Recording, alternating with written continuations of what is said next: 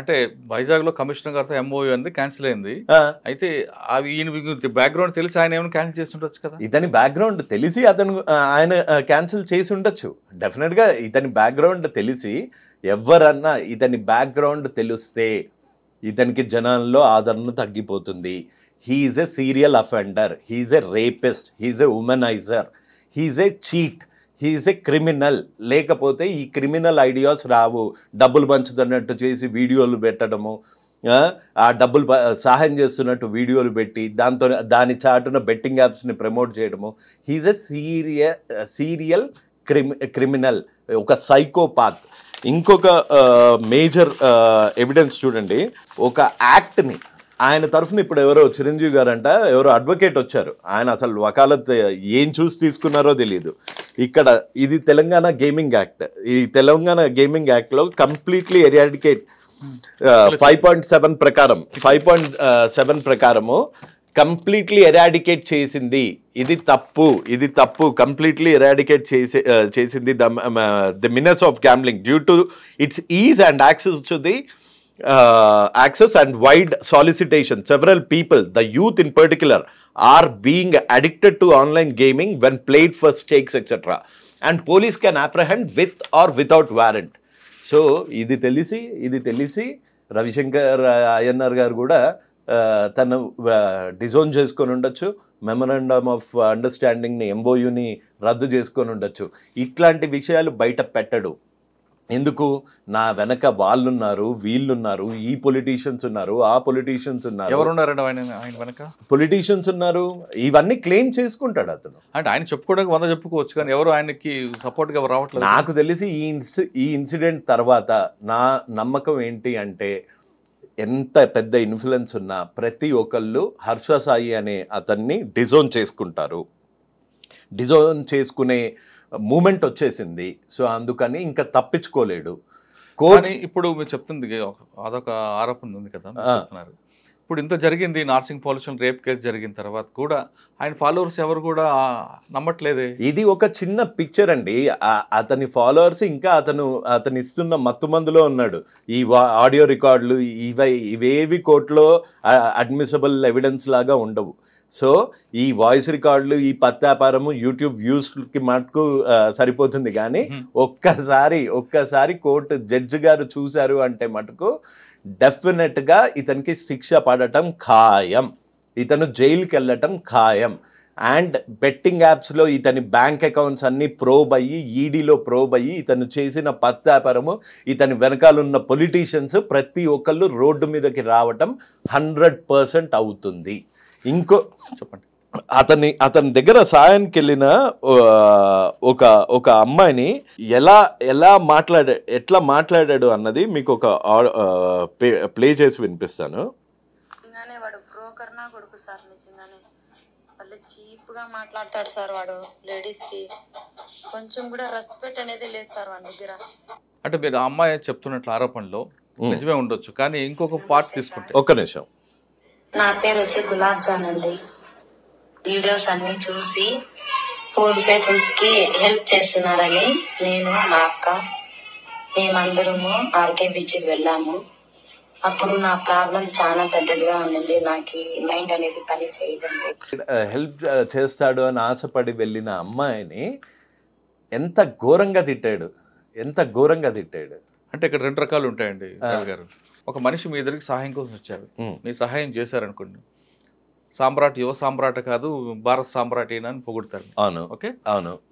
మీరు యువకుడు కాదు కానీ యువకుడు సామ్రాట్ అంటారు మీకు. అవును. ఒకవేళ మీరు కానీ మీకు చేతనైతే చేస్తారు, మీ వల్ల కాలేదనుకోండి, మీరు సున్నితంగా తిరస్కరించిన వాళ్ళు ఏం చేస్తారంటే ఈయన యువ సామ్రాట్ కదా ముసలి సామ్రాట్, ఈయన వాళ్ళ చేస్తాడు, ఈయన అదన్నాడు ఇదన్నాడు చెప్తూ సాధారణంగా మనుషులు నైజం అది. మరి ఆ దీంట్లో మనం ఈమెను చూడకూడదు. అంటే ఒక 15 రోజులు వైజాగ్ బీచ్లో పిల్లల్ని వేసుకొని ఉన్న వాళ్ళని కూడా ఒకవేళ సాయం చేయలేనమ్మా అని ఉంటే, సాయం చేయలేనమ్మా నా ఆర్థిక పరిస్థితి బాగాలేదు అని ఉంటే, ఆవిడ ఇలా మాట్లాడేది వాళ్ళు కాదు. ఆవిడ్ని తిట్టారు, దుర్భాషలాడారు. ఆవిడ ప్రూఫ్స్తో పాటు పంపించింది, మీకు పంపిస్తాను అవన్నీ. సార్ ఇప్పుడు మన ఈ కేసు గురించి చూద్దామండి. ఆయన ఏం చెప్తారంటే హర్ష సాయి, నాకు ఆమెకి మధ్యన ప్రొడ్యూసర్ అండ్ హీరో మధ్య కనెక్షన్ మాత్రమే. ఓకే. ఆమె నాతో సినిమా తీస్తా అన్నారు. ఆమెతో పాటు ఎవరో బాలచంద్ర అనే వ్యక్తి ఆయన ఉన్నారు. కానీ నా దగ్గర అడ్వాన్స్ ఇస్తాను ఏమీ లేదు. వాళ్ళు నన్ను పెట్టుకుని అప్పులు చేయడం స్టార్ట్ చేశారు నా కాల్ షీట్ చూపించుకుంటూ. నా కాల్ షీట్ నా ఫేస్ చూపించుకొని అప్పులు చేస్తున్నారు. ఆ విషయం నాకు వేరేదో తెలిసింది. తెలిసిన తర్వాత బ్యాంక్ స్టేట్మెంట్ తీసుకురండి మీది, మీకున్న ఎసెట్ చూపించండి, సినిమా ఫస్ట్ సినిమా కాబట్టి మధ్యలో ఆగిపోతే నేను బాధపడాల్సి వస్తుంది అని అడిగిన దగ్గర నుండి వాళ్ళిద్దరూ ఈ విధంగా నన్ను బ్లేమ్ చేస్తూ తిరుగుతున్నారు అంటారు. వీని ముఖం సార్, వీనికి యాక్టింగ్ రాదు, పాట రాదు, ఎయిడ్స్ పేషెంట్ లాగా మాట్లాడతాడు, ఈయన్ని పెట్టి అంట 2 కోట్లు అడ్వాన్స్ ఇచ్చిర్రంట. వాళ్ళకి అసలు వాళ్ళకి బేసిక్ సినిమా మీద నాలెడ్జ్ లేదు. ఒక స్టోరీ ఈడే డైరెక్టరు, ఈడే మ్యూజిషియను, ఈడే హీరో, హీరోయిన్ కూడా ఈయనే చేయమనండి. అదేదో భాస్కర్ అవార్డు లాగా హర్ష కసాయి అవార్డ్స్ అని వీడికే ఇప్పిద్దాము. అంటే 2 కోట్లు ఇవ్వడం వాస్తవం అంటారా? వాస్తవం అంటారా? నాకు తెలీదు. మీ వర్షంలో నేనైతే 2 రూపాయలు ఇయ్యా విన్ యాక్టింగ్ కి, నేనైతే 2 రూపాయలు ఇయ్యా. ఎయిడ్స్ పేషెంట్ లాగా కింద వండుకుంటాడు, లేస్తాడు. నిజంగా చావు అంటే మనిషి చచ్చినప్పుడే తెలుస్తుంది అంటే, అరే అది అది యాక్టింగా? చావు అన్నది మనిషి చచ్చినప్పుడే తెలుస్తుంది. దానికి నువ్వేమన్నా గలీలియో లాగా యురేకా అనుకుంటా బయటకు వచ్చి చెప్పడానికి అందులో ఏముందిరా భయ్? అది ఆ టీజర్ని కూడా కొంతమంది వావ్ సూపర్ అంటే వాళ్ళకి కళ్ళు లేవు. థంబ్నెయిల్స్ ఎట్లుంటాయంటే, ఒక్క సినిమాతో ప్రభాస్, పవన్ కళ్యాణ్, రామ్ చరణ్, ఎన్టీఆర్కి అందరికీ చెమటలు పట్టించిండట.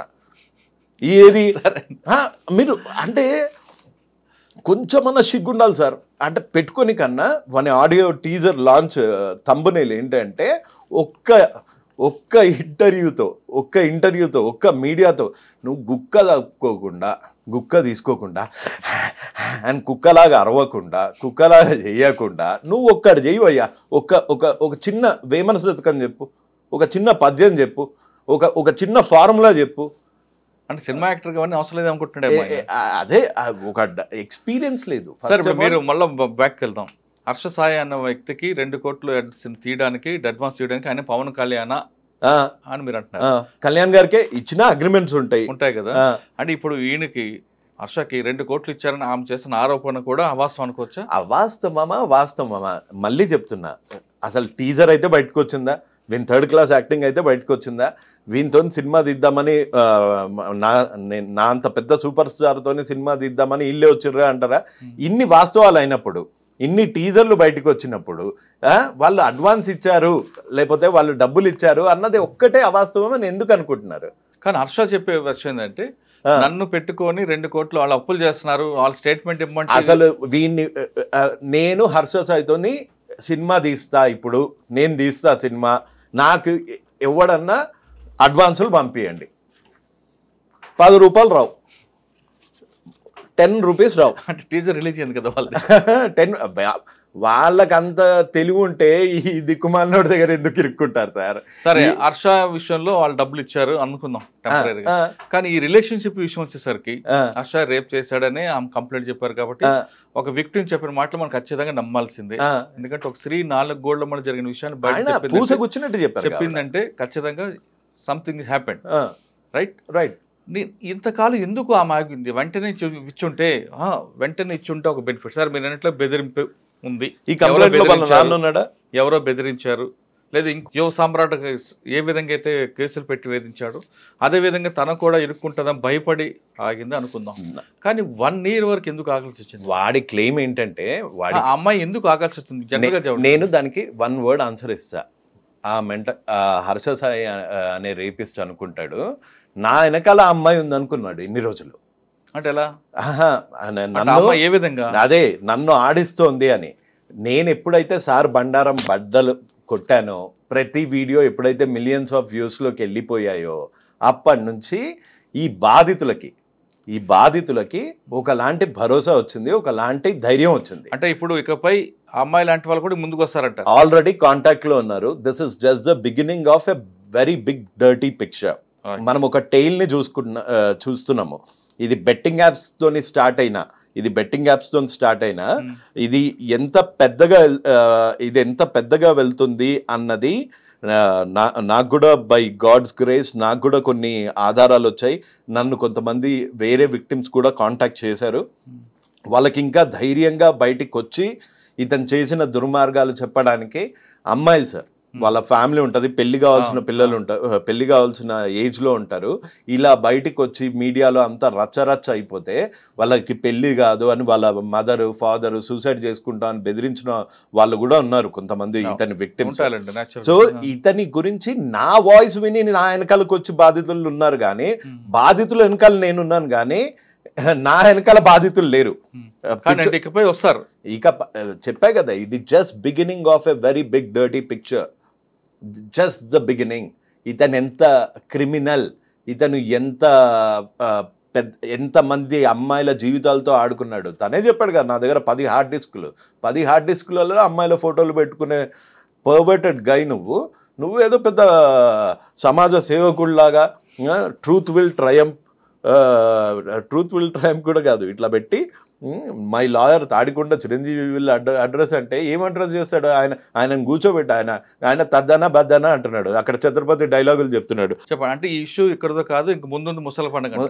అసలు యాక్చువల్గా మనం చిన్నప్పుడు చదివాం, పువ్వు పుట్టగానే పరిమళిస్తుంది అన్నట్టు. ఈ హర్ష సాయి ఫ్యామిలీ బ్యాక్గ్రౌండ్ ఏంటి? రాధాకృష్ణ కతియార్ ఏ వ్యాపారం చేసేవారు? ఆయన వడ్డీ వ్యాపారా కాదా? ఎంతమంది పేదవాళ్ళ రక్తం తాగాడు? ఇతను గీతం కాలేజ్లో ఇతను చేసిన చేష్టలేంటి?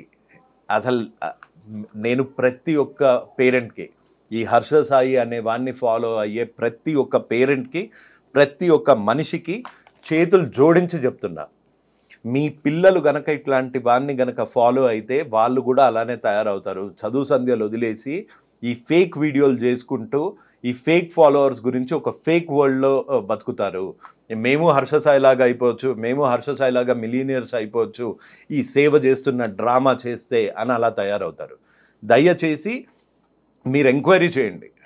గీతం కాలేజ్లో ఈ హర్ష సాయి ఏంటి, అతని ఊర్లో కాసింకోటనో ఎక్కడో, కాసింకోటలోనో ఎక్కడో అతను చేసిన చేష్టలు ఏంటి, అతని బ్యాక్గ్రౌండ్ ఏంటి, వాళ్ళ నాన్న బ్యాక్గ్రౌండ్ ఏంటి, ఇతని బ్యాక్గ్రౌండ్ ఏంటి, ఇతను చేసిన చిల్లర పనులు ఏంటి, ఇతని చిల్లర వీడియోలు ఏంటి, ఇవన్నీ మీరు ఎంక్వైరీ చేసి అప్పుడు మీ పిల్లల్ని అలో చేయండి. లేకపోతే మీ పిల్లలు కూడా హర్ష సాయి లాగా తయారవుతారు.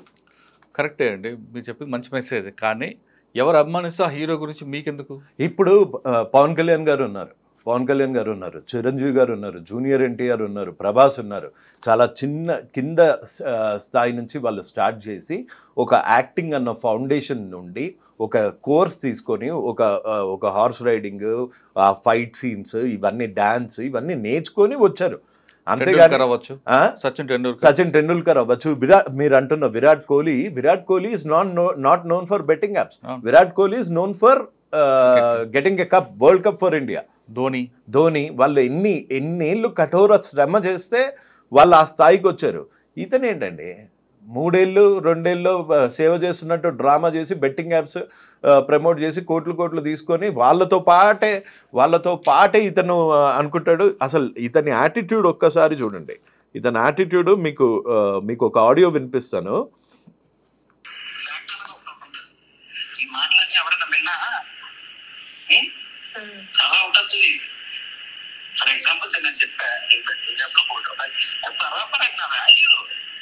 సరే, తవ్వకుండా పోతే చాలా విషయాలు బయటకు వస్తాయి. ఈ కేసులో అమ్మాయి హర్ష ఫాదర్ కూడా ఎందుకు ఇన్వాల్వ్ చేశారనుకోవచ్చు? అంటే మీరు అడిగిన ప్రశ్నకి మీ దగ్గర సమాధానం ఉంది. అప్పుడు అయిన అమ్మాయి ఇప్పుడు ఎందుకు వచ్చింది అంటే, నాకు ఇది just subject to correction and ఇది నా ఒపీనియన్. ఇన్ని రోజులు ఆ అమ్మాయిని మోసం చేస్తూ ఉండొచ్చు కదా, సరే అమ్మ పెళ్లి చేస్తా అని భరోసా ఇచ్చి ఉండొచ్చు కదా. అంటే పెళ్లికి ముహూర్తాలు లేవు, జాతకాలు సెట్ కాలే, ఇంకా మనం అలాంటి ప్రపంచంలోనే బతుకుతున్నాం కదా. సో దాని గురించి వెయిట్ చేస్తుండొచ్చు. ఇంకా ఎప్పటికీ ఈసారి గ్రీన్ సిగ్నల్ ఇవ్వకపోయేసరికి ఇప్పుడు బయటకు వచ్చి ఉంటుంది. సార్, ఫైనల్గా చెప్పండి, హర్షపై పడిన కేసు అతను తప్పు చేయలేదు అని ప్రూవ్ చేయగలంటే అవుతాడంటారా, అవడంటారా? ఒకటి. రెండోది, అవ్వాలనుకుంటే ఆయన ఏం చేయాలి? అతను ఫస్ట్ ఆఫ్ ఆల్ ఒకవేళ తప్పు చేయనివాడు పోలీసుల నుంచి తప్పించుకొని తిరగడు. డైరెక్ట్గా బెయిల్ అప్లై చేద్దాము అని తిరగడు. తప్పు చేయనివాడు శిక్ష పడితే పడింది, ఇవాళ కాకపోతే రేపు నిజం బయటకు వస్తుంది అని వెళ్ళి పోలీస్ స్టేషన్లో వచ్చి కూర్చోవచ్చుగా. మొత్తం తండ్రి కొడుకులు ఇద్దరు ముఠాలాగా పారిపోయి ఏది కమిషనర్ ఆఫీస్లో ఇలా నడుచుకుంటూ వెళ్ళే బ్యాక్గ్రౌండ్ మ్యూజిక్ పెట్టే హర్షసాయి ఒక్కసారి అక్కడికి వెళ్ళి ఎట్లా కూర్చున్నాడు? ఇది యాక్చువల్ రాసిం. 100% అతను తప్పు చేశాడు. అతను తప్పు చేద్దాము అన్న ఉద్దేశం లేకపోతే ఆ అమ్మాయి ఒక్క కాల్ కూడా రికార్డ్ చేసుకునేవాడు కాదు. ఆ అమ్మాయి ఫేక్ అలిగేషన్ చేస్తుంటే ఆ అమ్మాయి దగ్గర వాయిస్ రికార్డులు ఉండాలి. ఏది నువ్వు నన్ను చేసావా లేదా, ఇది ఇట్లాంటి వీడియోలు ఆ అమ్మాయి దగ్గర ఉండాలి. ఆ అమ్మాయి దగ్గర వాయిస్ రికార్డింగ్స్ ఉండాలి. నా దగ్గర ఎందుకు ఉండాలి వాయిస్ రికార్డింగ్స్? మా దగ్గర ఎందుకు ఉండాలి వాయిస్ రికార్డింగ్స్? ప్రీ ప్లాన్డ్ గా అతను ఆ అమ్మాయిని ఇరికిచ్చాడు, ఆ అమ్మాయిని రేప్ చేశాడు కాబట్టి తప్పించుకొని తిరుగుతున్న దొంగ. ఓకే, ఇప్పటికైనా హర్ష సాయి తన నిజాన్ని బయట పెట్టాలంటే, లేదు తను తప్పు చేయలేదని అనకుండా అభిమానులందరూ భావించాలంటే ఖచ్చితంగా పోలీస్ స్టేషన్ ముందు వచ్చి పోలీసుల ముందు లొంగిపోతే కరెక్ట్గా తెలుస్తుంది అంటున్నారు రవి గారు. లేదు అంటే ఎక్కడైతే ఎవరికైతే ఏ ముసుగులో అయితే తిరుగుతున్నావో ఆ ముసుగు ఎప్పటికైనా బయటపడుతుంది, ఖచ్చితంగా కోర్టులో శిక్ష అనుభవించాల్సి వస్తుందంటూ చెప్తున్నారు. ఇది కేవలం ప్రస్తుతం నార్సింగ్ పోలీస్ స్టేషన్ కేసు అనేది ఇది ముందు ఆరంభం మాత్రమే, ఇంకా ముందుంది ముసలి పండుగ అంటూ చెప్తున్నారు. ఇది హర్ష సాయి ఇష్యూలో యువ సామ్రాట్ రవి గారితో ఇంటర్వ్యూ. వచ్చే వారం మరో ఇష్యూలో మళ్ళీ కలుద్దాం. అంతవరకు నమస్తే. Thank you sir. Thank you. జై హింద్ సార్.